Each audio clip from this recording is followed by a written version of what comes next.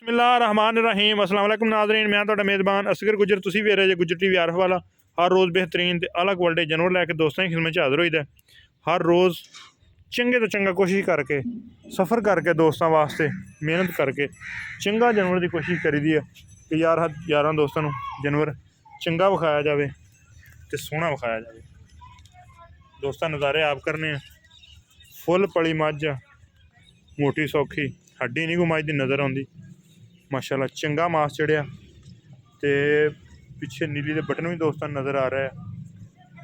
लिबास जिन्नी चौड़ी मझ आ उन्ना ही थले लिबास चौड़ा वा। वधर वुधर मायने सब कड़ जाने हैं।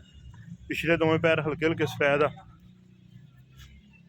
भारी मझ धुन्नी कोली का फिर भी मायने निशान है नहीं।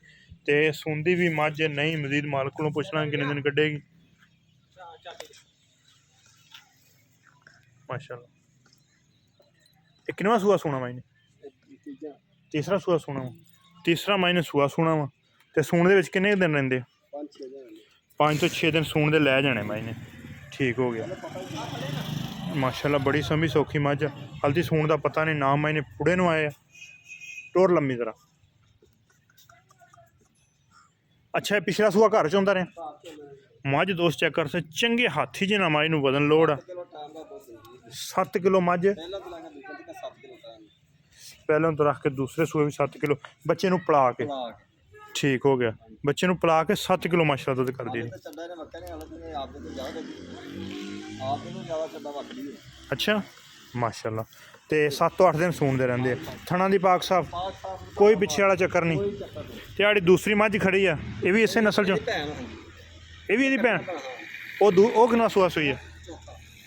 वो इतो वड्डी है? अच्छा वो इतो वड्डी है।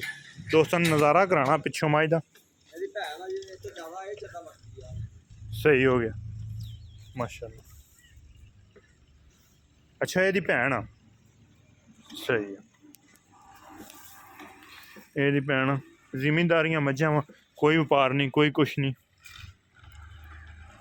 अच्छा बिल्ला जी ਇਹਦਾ प्यार एक साइड थोड़ी घट आ,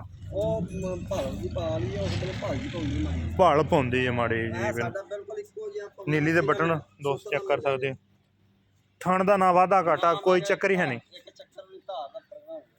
सही हो गया।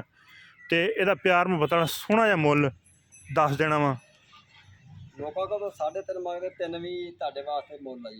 3 लाख 3,20,000 रुपया। ये कोई कमी पेशी कोई थोड़ा बहुता हुण कर दे कोई जिहड़ा है तेरे से? ਉਹ 5 नहीं कोई पक्का जा मुल कर दे भी यार इन्हें 3 लाख तो 10,000 मुल रह गया है। तो ये भी आप कमी पेशी कर देनी।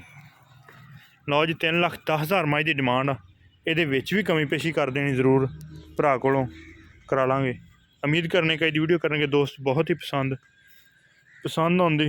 लाइक शेयर माशाल्लाह दे कमेंट। मझ ने तीसरा सूआ सूना एक कोई डिटेल मझ की फिर दस दें। तीसरा मझ ने सूआ सूना तकरीबन हफ्ता इन्हें सूण दे विच लै जाना। हफ्ता इन्हें सूण दा लै जाना वा। ते हर तरह दियां गारंटियां तसलियां वा। तीसरा मझ तो इंशाल्लाह ऐतकी दुध संभी सौखी मझ दुध ज़्यादा ही करेगी इंशाल्लाह। तो 3,10,000 की डिमांड आ, ये कमी पेशी जरूर इंशाल्लाह करा देंगे दोस्तों। उम्मीद कर लोकेशन दसदा जावां तहसील अरफ वाला, जिला पाकपंज शरीफ। रबता नंबर 0300 567 2355। यही व्हाट्सअप ते कॉल नंबर।